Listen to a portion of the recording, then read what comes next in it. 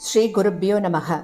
குருர் பிரம்மா குருர் விஷ்ணுர் குருர் தேவோ மகேஸ்வரக குரு சாட்சாத் பரம் பிரம்ம தஸ்மை ஸ்ரீ குரவே நமக. சதாசிவசமாரம்பாம் சங்கராச்சாரிய மத்தியமாம் அஸ்மதாச்சாரிய பர்யந்தாம் வந்தே குரு பரம்பராம்.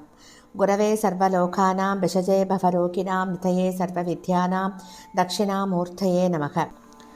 ஸ்ருதிஸ்மிருதிபுராணானாம் ஆலயம் கருணாலயம் நமாமி பகவத்பாதம் சங்கரம் லோகசங்கரம். சதாத்மத்யானநிரதம் விஷயேபிய பராங்முகம் நௌமி சாஸ்திரேஷு நிஷ்ணாதம் சந்திரசேகர பாரதீம். விவேகினம் மகாப்ரக்யம் தைரியௌதாரிய க்ஷமாநிதிம் சதா அபிநவபூர்வம் தம் வித்யாதீர்த்தகுரும் பஜே. பாரதி கருணாபாத்திரம் பாரதி பதபூஷணம் பாரதி பதபாரூடம் பாரதி தீர்த்தமாஸ்ரயே. வித்யா வினய சம்பன்னம் வேதராகம் விவேகினம் வந்தே வேதாந்த தத்வக்யம் விதுஷேகர பாரதீம். அனைத்து பெரியோர்களுக்கும் நீலாயுதாட்சி குமாரின் நமஸ்காரங்கள். பிரதி குருவாரம் நம்ம சிங்கேரியில் சங்கரரை பத்தி கேட்டிருக்கோம். குருநாதர்களோட பேரருள்ள இந்த காவியத்தின் நூலாசிரியர் திரு கே நாராயணசுவாமி அவர்கள். இவர் எழுதிய புத்தகத்தின் ஒவ்வொரு வரிகளையும் தான் நாம அனுபவிச்சு கேட்டு வந்துருக்கோம். போன வாரத்தின் தொடர்ச்சியை தான் தொடர்ந்து கேட்க போகிறோம். 112வது வாரமாக ராஜதானி நகரமான வித்யா நகரத்திற்கு சிங்கேரி ஜெகத்குரு ஸ்ரீ வித்யாரண்யர் வந்து கொண்டிருக்கிறார் அப்படிங்கிற நல்ல செய்தியை கேட்ட இரண்டாவது ஹரிஹரன் பக்தியோடு அவரை எதிர்கொண்டு தன்னுடைய அரண்மனைக்கு அழைத்து வந்தான் அப்படிங்கிற செய்தியை ஒரே ஸ்லோகத்துல நமக்கு சொல்லிவிடுகிறது குருவம்ச காவியம். ஆனால் குருநாதரின் மனதை நன்கு அறிந்தவனாதனால் அவர் பிராமணோத்தமரின் மூலம் சொல்லி அனுப்பியிருந்ததை வார்த்தைக்கு வார்த்தை அப்படியே பின்பற்றி நடக்கிறான். அவருக்கு வடக்கு நகர வாயிலில் அளிக்கவிருந்த வரவேற்பு ரொம்பவும் ஜாக்கிரதையாக திட்டமிடப்படுறது. அவர் வந்து சேரக்கூடிய நேரத்தையும் இடத்தையும் நகர மக்கள் முன்கூட்டியே அறிந்து கொண்டு விடாதபடி பார்த்து கொள்கிறான். மிக முக்கியமான சிலரை மட்டும் அழைத்து அந்த செய்திய சொல்றான். குருவின் ஆக்ஞையை சிரமேற்கொண்ட ஹரிஹரன் மறுதினம் சூரியோதய காலத்திற்கு வெகு முன்பாகவே துங்கபத்ரை நதியின் ஸ்நான கட்டத்திற்கு வந்துட்டான். அவன் ஏறிச் சென்ற குதிரையை மன்னன் பின்னாடி ஓடி வந்து கொண்டிருந்த மெய்க்காவலன் அழைச்சுண்டு போயிட்டான். அவனுடைய உபயோகத்திற்காக ஒரே ஒரு தீவட்டி தான் கொளுத்தப்படுறது. அந்த தீவட்டியையும் ஹரிஹரன் தன் கையில் ஏந்தி கொண்டு படிகள்ல ஏறி இறங்கி ஸ்நான கட்டத்தை அடைகிறான். அங்கு ஜனங்களின் உபயோகத்திற்காக பெரியதும் சிறியதுமாக பல மண்டபங்கள் இருக்கு. சாதாரண நாட்கள்ல அவ்வளவு தூரம் யாரும் வருவதே கிடையாது. அப்படிங்கிறதுனால சூரியோதயம் ஆக இன்னும் பல நாழிகைகள் இருந்ததாலும் அந்த இடம் வெறிச்சுன்னு இருக்கு. ஆனால் ஹரிஹரனுக்கோ ஒரு ஆச்சரியகரமான ஒரு காட்சி காத்துருக்கு. நீரோட்டத்திற்கு வெகு சமீபத்தில் ஒரு மண்டபத்தின் முன்பாகத்திலிருந்து சற்று உயரமான பரந்த அந்த மேடையில் ஒரு மேனா பல்லக்கு வைக்கப்பட்டிருக்கு. கேட்கும் போதே புல்லரிக்கிறது இல்லையா நமக்கு? அதற்கு அருகே முதல் நாள் காலையில் தன்னுடைய அரண்மனையை தேடி வந்து செய்தி சொன்ன பிராமணோத்தமர் நின்று கொண்டிருந்தத அவருடைய கையில் ஏந்தி கொண்டிருந்த தீவட்டியின் மங்கலான வெளிச்சத்துல ஹரிஹரன் பார்க்கிறான். அதை பார்த்துட்டு வெகு வேகமாக அந்த இடத்தை நோக்கி போறான். வாருங்கள் யுவராஜரே, நம் குருநாதர் சற்று முன்தான் வந்து சேர்ந்தார். மேனாவின் கதவுகள் திறக்கப்படும் நேரம் சற்று நேரத்தில் வந்துவிடும். எப்போதும் குரு ஸ்மரணையுடன் இருந்து வரும் உயர்ந்த சிஷ்யரான உங்களுக்கு இன்று அவருடைய முதல் தரிசனம் கிடைக்கப் போகிறது. இப்படி அருகில் வந்து நின்று கொள்ளுங்கோ அப்படின்னு கூப்பிடுறார் அந்த பிராமணர். ஹரிஹரன் தன் கையில் ஏந்தி இருந்த தீவட்டிய ஒரு பாறையின் இடுக்கல சொருகி வச்சுட்டு மேனாவுக்கு அருகில வந்து நின்னுக்கிறான்.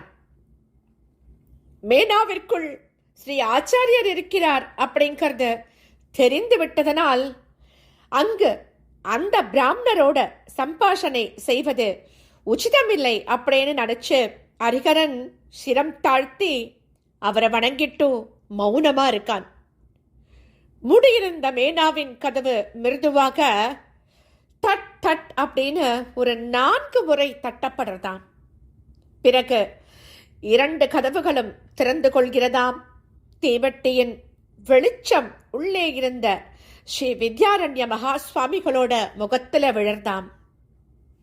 ஹரிஹரா, சௌக்கியமா இருக்கிறாயா? குடும்பத்தினர் பிரஜைகள் எல்லோரும் சேமமா இருக்காளா? உன்னுடைய தாய் எப்படி இருக்காள்?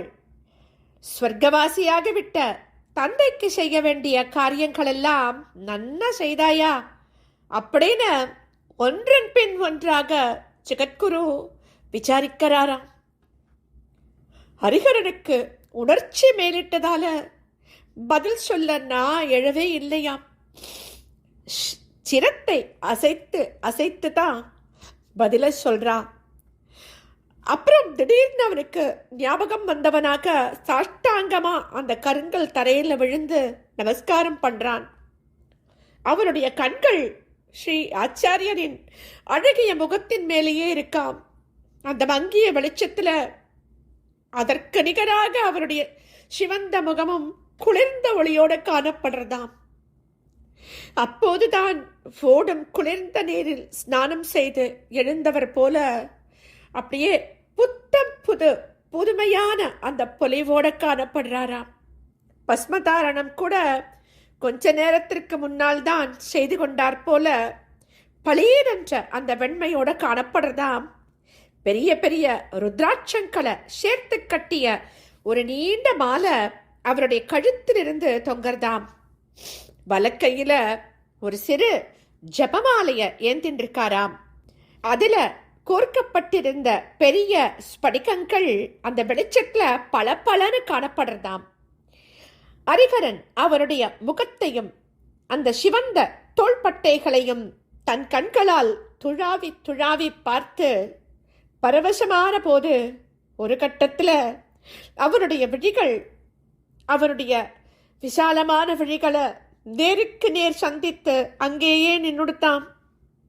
அவருடைய பார்வை மலர்ச்சியுடன் குளுமையை பொழிவதை அவன் அனுபவிக்கிறான். அந்த சமயத்துல அவனுடைய விழிகளிலிருந்து அமிர்த வருஷம் பொழிவது போல தோணர்து அவனுக்கு.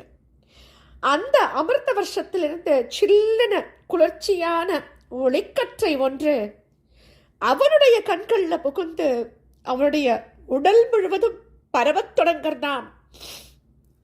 உடலின் நரம்புகளில் சூடான இரத்தத்திற்கு பதிலாக குளுமையான வேறு ஏதோ ஒரு திரவம் ஓடுவது போன்ற ஆனந்தத்தை அனுபவிக்கிறான் அவன் அந்த சமயத்துல. ஆகா, இதுதான் சக்தி பாதம் என்பதா?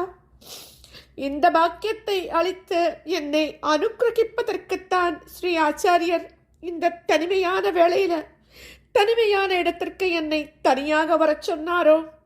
இப்படி என்ன தொடங்கி ஹரிஹரன் தன்னையே மறந்துடுறான். தான் இருந்த இடத்தையும் மறந்து போறான். தானும் தன் குருநாதரும் மட்டும் எங்கோ தனிமையில் ஏதோ ஒரு வானுலகத்தில் இருப்பது போல அவனுக்கு தோணர்து. குருவின் திருஷ்டியை அவனால் விலக்கிக் கொள்ளவே முடியல. அப்படி ஒரு லயம்.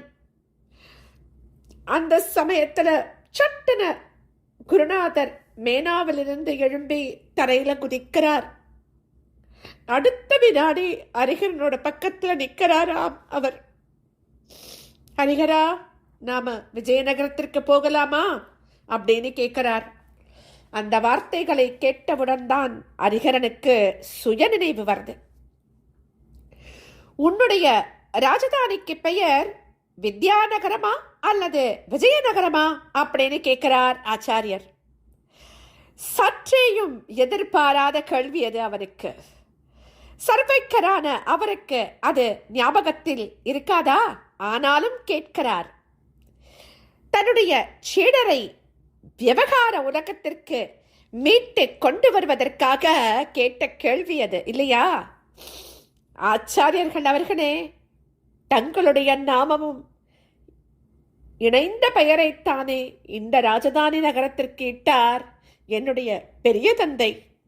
அதுவே நிலைத்திருக்கிறது அப்படின்னு சொல்றான். வாஸ்தவம்தான். ஆனால் எமக்கு மரியாதை காட்டுவதற்காக அந்த பெயரை நீங்கள் யாரும் ஒருமுறை கூட தற்செயலாக கூட உரக்க சொல்லுவதே இல்லை. அப்படியே மந்திரி பிரதானிகள் புரிஜனங்கள் கூட வாய்விட்டு அதை உச்சரிப்பதில்லை. அப்படி இருக்கையில் அந்த பெயரினால் என்ன உபயோகம்? இனிமேல் அதை விஜயநகரம் என்றே அழைப்போம், அதுவும் பொருத்தமானதும் கூட அல்லவா அப்படின்னு சொல்றார்.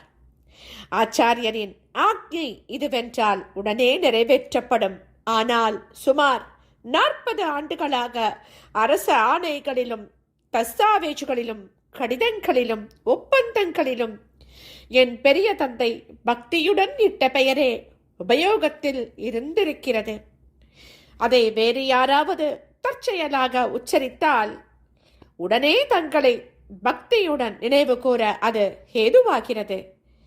இப்போது அந்த பெயரை மாற்றினால் இந்த சின்ன அரிகரன் பெரியோரிட்ட பெயரை தன்னிச்சையாக மாற்றிவிட்டு தன்னுடைய வெற்றிகளை பறைசாற்றிக் கொள்ளுகிறான் என்கின்ற அபவாதம் ஏற்படுமே அப்படின்னு அவன் சொல்ல, சுவாமிகள் புன்னகையோடு சொல்றார், அதை பற்றின கவலை உனக்கு வேண்டாம். முடிசூட்டு வைபவம் நடந்தவுடன் நாமே தலைநகரத்திற்கு புதுப்பெயரை சூட்டி விடுவோம். உனக்கு சம்மதம்தானே அப்படின்னு கேட்கிறார்.